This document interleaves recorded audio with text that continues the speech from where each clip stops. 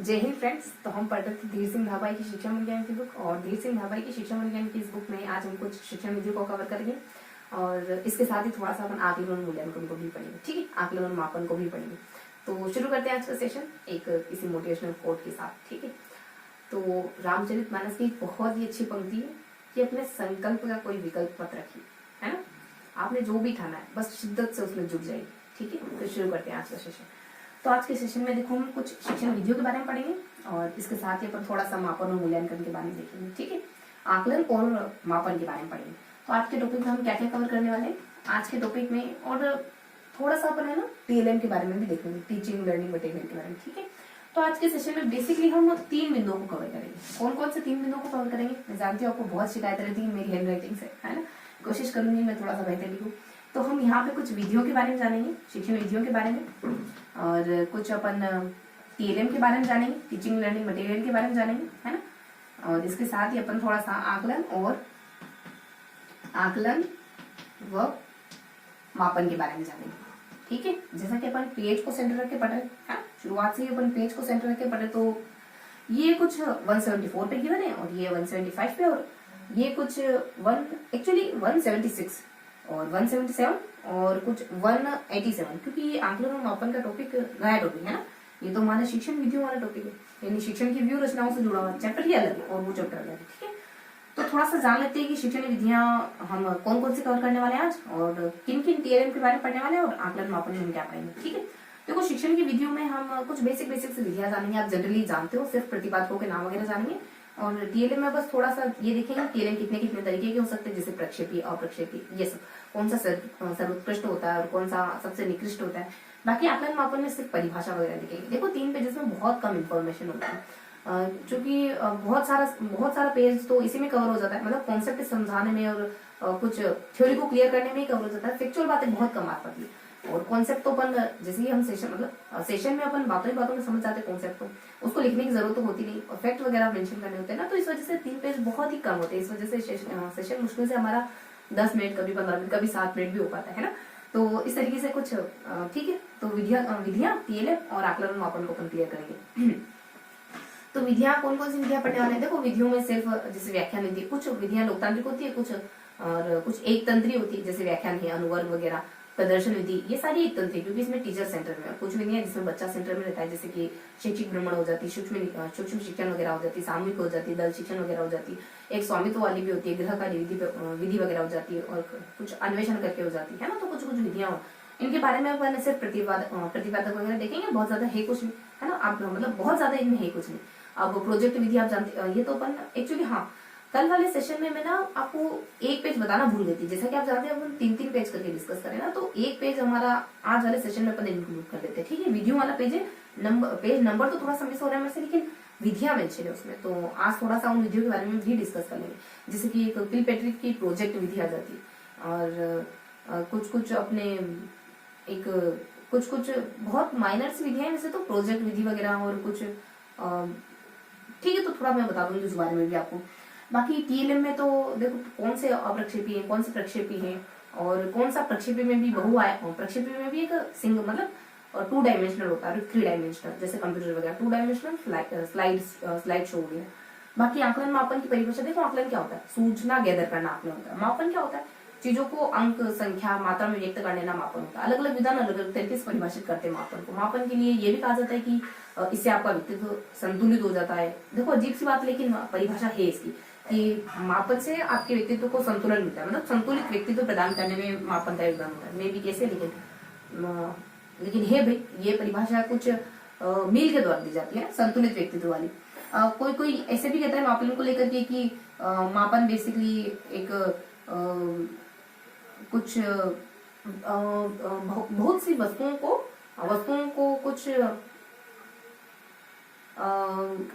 वस्तुओं को ये प्रतीक प्रदान करने का है ना, प्रतीक प्रदान करने का एक टूल है मापन।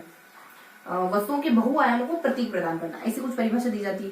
वही कहते हैं कि थॉर्नडाइक तो कहते हैं कि जो भी वस्तु एग्जिस्ट करती है ना, उसका मापन किया जा सकता है। तो मैंने थोड़ा सा आपको ब्रीफ इंट्रोडक्शन दिया है ना कि क्या पढ़ने वाले आज के सेशन में। अब थोड़ा सा जरूरत लगेगी तो मेंशन करेंगे, है ना।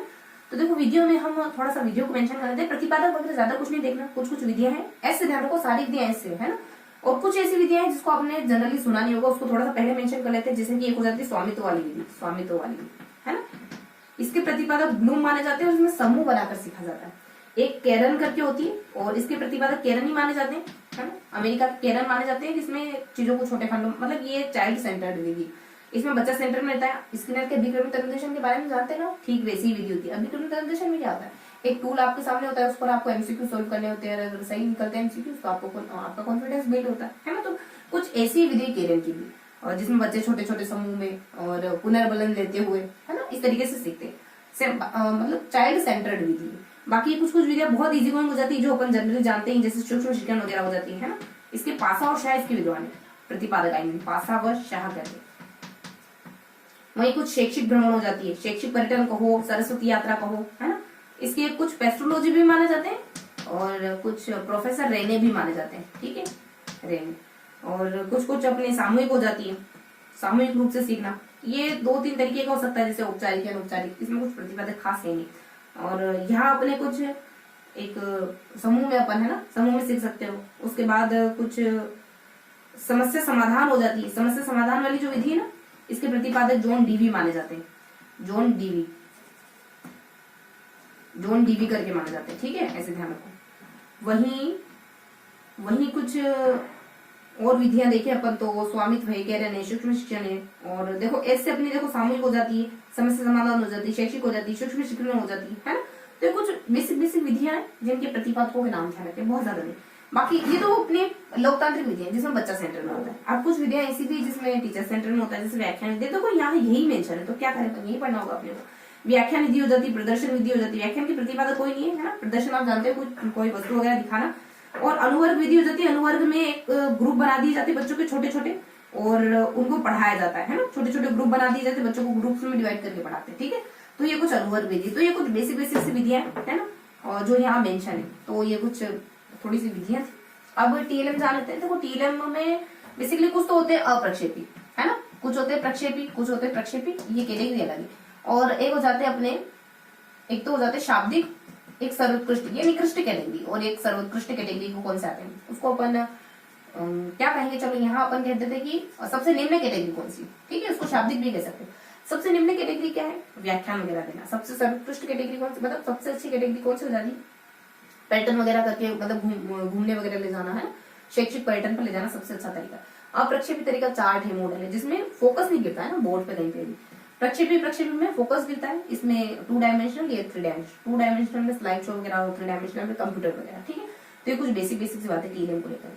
अब आंकलन और मापन की मैंने आपको परिभाषा बताई दी, है ना। तो एक परिभाषा आती है अपनी हैबी करके, हेबा करके, है ना। तो आंकलन को लेकर हेबा कहते हैं कि ये बेसिकली इंफॉर्मेशन गैदर करने की प्रक्रिया, इंफॉर्मेशन, ठीक है। इस तरीके की कुछ परिभाषा देते हैं। और मापन की परिभाषा अपने यहाँ कुछ 3 परिभाषा आती है मापन की। एक आ जाती है मील करके, और एक थोंडाइक करके, है ना।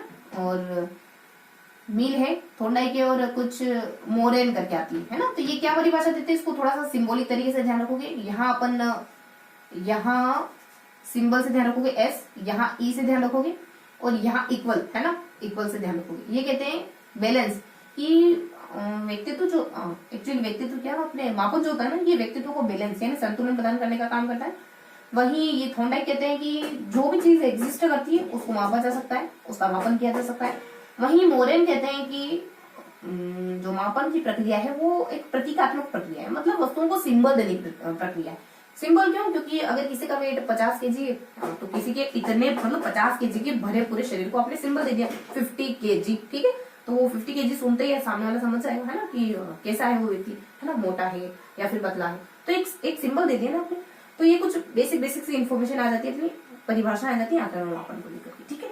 इसके अलावा आप मापन को जानते ही, मापन क्या है, अंकात्मक है, मात्रात्मक है, गुणात्मक है ना। संख्या, किसी को संख्याओं में व्यक्त करना, है ना, व्यक्ति मतलब भार वगैरह और तोल वगैरह, ये सारी चीजें मापन में आती है।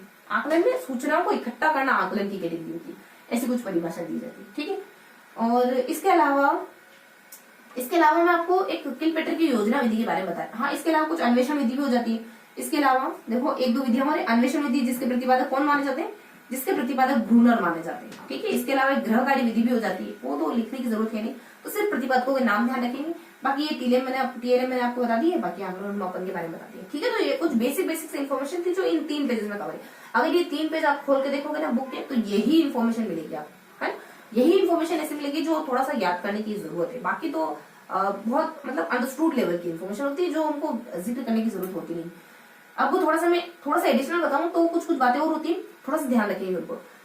जैसे कि कुछ व्यक्तिगत अनुदेशन प्रणाली होती है जिसके प्रतिपादक भी अपने कैरन आ जाते हैं। थोड़ा सा मैं अदर विशेष करके लिखूंगी कहीं, तो यहाँ देखो बहुत ज्यादा इंपॉर्टेंट नहीं है बातें, लेकिन थोड़ा सा ध्यान रखोगे, विशेष करके ध्यान रखो। एक तो व्यक्तिगत अनुदेशन प्रणाली आती है जिसके प्रतिपादक कैरन महोदय माने जाते हैं, और ये भी चाइल्ड सेंटर्ड, इसमें टुकड़ों में सिखा जाता है। ये कॉलेज के बच्चों के लिए, यहाँ टीचर और बच्चे के बीच की दूरियां कम हो जाती है। बेसिक इन्फॉर्मेशन, बस अपन तकरीबन 10 मिनट का समय नहीं है ना, तो बस 5 मिनट पड़ेंगे। ठीक है, और कुछ बातें और आ जाती है विशेष में ना, व्यक्तिगत अनुदेशन प्रणाली। और बाकी एक मशीनीकृत, मतलब बच्चे को है ना मशीन, मतलब एक मशीन टाइप होता है, जैसे आपका डिवाइस नहीं मोबाइल जिसपे आप अभी वीडियो देख रहे हैं, ठीक उसी तरीके से क्विज वगैरह होता है। एक कोई मशीन होती है जिसके प्रतिपादक प्रेसी करके है, मशीनीकृत विधि करके कोई है ना, मशीनी विधि। इसके अलावा कुछ अनुभव विधि हो जाती है, अनुभव शंकु जिसके प्रतिपादक गेले माने जाते हैं। और कुछ अपने एक ऑडियो फॉर्मेट, मतलब ऑडियो फॉर्मेट में चीजों को सुन करके याद रखना जिसके प्रतिपादक अपने लिथवेट माने जाते हैं। वहीं अंतःक्रिया द्वारा सीखना जिसके प्रतिपादक कुछ कैलेंडर करके माने जाते हैं। और एक ग्लोब महोदय है जो कहते हैं कि बच्चे के शाब्दिक और अशाब्दिक दोनों ही व्यवहार को ऑब्जर्व करना चाहिए टीचर को। तो ये कुछ बातें थी है ना, बहुत बेसिक सी बातें थी। ठीक है, तो वो थोड़ा सा मेंशन कर देते ताकि चीजें याद रहे। व्यक्तिगत अनुदेशन प्रणाली होता है तो, है ना, एक कॉन्सेप्ट है, कभी आ जाए तो कनेक्ट कर लेना कि ये इस नाम से जुड़ा हुआ व्यक्तिगत अनुदेशन प्रणाली। और इसके अलावा मैंने आपको बताया है कि एक प्रेस मशीन हो जाती है ना, और एक कुछ ऑडियो फॉर्मेट में चीजें सुन करके याद करना, मशीन मतलब क्विज वगैरह करके याद करना, और अनुभव लेकर के याद करना, है ना। और एक हो जाता है कि अंतःक्रिया करके याद करना। ठीक है, बस इतना ध्यान रखोगे। इनके प्रतिपादक कौन है, तो इनके कैरन महोदय ही माने जाते हैं। और मशीन वाले के कौन है, प्रेस भी तो एक मशीन, इस्त्री आयरन भी एक मशीन। ठीक है, और वही अनुभव वाले के कौन है, गेले, जी करके ध्यान रखो, है ना। ये तो गेला व्यक्ति, गेला किसको कहते हैं, हमारे लोकल लैंग्वेज में गेला मूर्ख को कहते हैं, ये तो गेला है, इसको कोई एक्सपीरियंस ही नहीं है ना। बाकी अपने हो जाता है कुछ अंतःक्रिया विधि जिसके प्रतिपादक माना जाता है कैलेंडर, है ना। तो कैलेंडर क्या है, अंतःक्रिया, मतलब आप कैलेंडर देख रहे हो, कैलेंडर के साथ अंतःक्रिया कर रहे हो, कैलेंडर देख रहे हो, दिनांक वार वगैरह तिथि वगैरह पता करो, ऐसा ध्यान रखो। बाकी मशीन है, प्रेस है, और अनुभव बता दिया मैंने आपको। अच्छा, एक और कौन सा बच गया अपने यहाँ से, ऑडियो का। ठीक है, तो इसके प्रतिपादक लिथ वेट माने जाते हैं। वेट मान लो ये ऑडियो ना बहुत ज्यादा हेवी है, मतलब बहुत ज्यादा हेवी का है, ऐसे ध्यान रखो। तो ये कुछ बेसिक बातें हैं, ये नहीं भी ध्यान रखोगे तो चलेगा। अहम बात क्या है, देखो इन विधियों के प्रतिपादक ध्यान रखेंगे। ठीक है, इन विधियों के प्रतिपादक कौन है, ये इतना भर ध्यान रखेंगे, बहुत ज्यादा इंपॉर्टेंट है नहीं, वैसे थोड़ा सा माइंड में रखेंगे इनके प्रतिपादक कौन है। ओके, बाकी टीएलएम के प्रकार ध्यान रखोगे, टीएलएम कितने तरीके का हो सकता है ना, मतलब बच्चों को पढ़ाया कैसे जा सकता है, तो इतने तरीके हो सकते हैं। कुछ अप्रक्षेपी कैटेगरी है, कुछ प्रक्षेपी, कुछ सर्वोत्कृष्ट होता है, कुछ निकृष्ट तरीके होते हैं। आकलन मापन का कॉन्सेप्ट ध्यान रखोगे, आकलन मापन का मापन ध्यान रखोगे, मात्रा है, अंक है, संख्या है, ये तीनों मापन की कैटेगरी में आते हैं।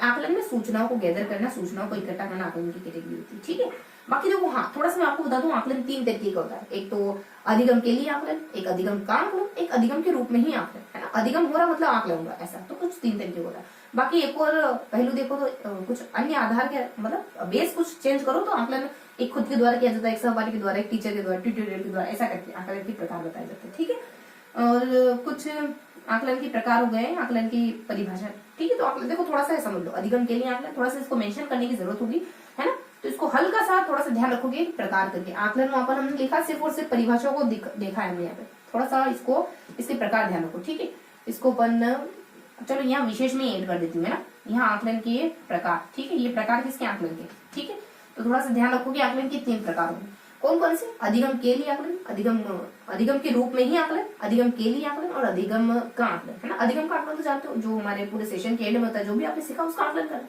है ना। इसमें ग्रेड वगैरह दिए जाते हैं। और अधिगम के लिए आकलन मतलब ताकि आपका अधिगम हो सके, आपकी लर्निंग हो सके, इसके लिए आकलन किया जा रहा है। ये पाठ पढ़ाने के दरमियान होता है, इसमें कोई ग्रेड वगैरह नहीं दी जाती, इसमें बच्चे की समस्या को जानने की कोशिश करी जाती है, उनको सुधारने की कोशिश करी जाती है ना। इसके 2 तरीके, ये 2 तरीके का हो सकता है, निदान और उपचार नहीं होता है, ये निदानात्मक और रचनात्मक होता है, ऐसा ध्यान रखो। 2 तरीके है ना, मेमोरी के लेवल पे ध्यान रखो। बस फिनिश करते हैं, थोड़ा सा 1-2 मिनट पढ़ लेते हैं, है ना। और इसके अलावा एक और तीसरा तरीका होता है अधिगम के रूप में आकलन, है ना। अधिगम के रूप में आप आकलन कर रहे हो। आकलन कैसे कर रहे हो? अधिगम, अधिगम ही आकलन, अधिगम के रूप में मतलब अधिगम के फेस में आकलन, ठीक है। तो इस तरीके से ध्यान रखोगे। पहले में कुछ ज्यादा बातें है नहीं, अधिगम के फेस में आकलन में कुछ ज्यादा देखने को है नहीं। अधिगम के लिए आकलन ध्यान रखोगे, अधिगम हो सके इस वजह से आप आकलन कर रहे हो ना, ताकि आकलन करें और अधिगम करें, आकलन करें और अधिगम करें ना। अधिगम के लिए आकलन कर रहे हो। अधिगम का आकलन जो भी आपने सीखा उसका आकलन करें, है ना। और इस तरीके से हम कुछ कुछ इसके आकलन के प्रकार को देखते हैं, ठीक है। तो ये था हमारा आज का पूरा सेशन, जिसमें हमने कुछ, मैं आपको प्रोजेक्ट विधि के बारे में बता रही थी ना। प्रोजेक्ट विधि ज्यादा कुछ नहीं, इतना ध्यान रखोगे कि जॉन डीवी के जो शिष्य हैं किलपेटर उनके द्वारा दी जाती है, और कुछ इसके कुछ सोपान होते हैं, जिस समस्या को चुनना और समस्या की व्याख्या करना, देन इसके समाधान को पिकअप करना, और देन समाधान का मूल्यांकन, समाधान को अप्लाई करना, है ना, और फिर उसका मूल्यांकन करना समाधान का, ठीक है। और लास्ट में कुछ लेखा जोखा करना, ठीक है। तो ये इसके कुछ सोपान होते हैं, ये ध्यान रखोगे। और किलपेटर की जो विधि है ना, ये प्रोजेक्ट विधि छोटे बच्चों के लिए उपयोगी नहीं होती, बाकी ये अच्छी विधि है, चीजों को आप करके सीखते हो, मतलब समूह की भावना वगैरह विकसित होती है। तो ये बहुत ज्यादा तो नहीं, हाँ बेसिकली ये तो इम्पोर्टेंट है। इसके अलावा कुछ हल्की हल्की विधियां थी जो कल के सेशन में मेंशन करी थी, ठीक है। आज इतना ही रखते हैं, है ना। कल वाला आप कल पे ड्रॉप करते हैं, है ना। कहते हैं ना कि जो काम जिस वक्त किया जाना चाहिए उसी वक्त हो तो ठीक है, अब बहुत ज्यादा अपन पीछे नहीं जाएंगे, ठीक है। तो ये था हमारा आज का पूरा सेशन, जिसमें हमने कुछ विधियों के बारे में, थ्योरम के बारे में, आकलन मापन के बारे में पढ़ा, ठीक है। तो आई होप आपको चीजें क्लियर हुई होगी। मैं आपको डिस्क्रिप्शन बॉक्स में लिंक प्रोवाइड करा दूंगी, ताकि आप पीडीएफ भी रीड कर सके, ठीक है। बहुत सारे बच्चों के पास बुक नहीं होगी, तो आप पीडीएफ रीड कर ले अच्छे से, है ना। तो आपको ये 3 पेजेस और भी बहुत ही अच्छे से याद हो जाएंगे, ठीक। तो मिलते हैं ऐसे किसी अगले सेशन में, तब तक के लिए जय हिंद।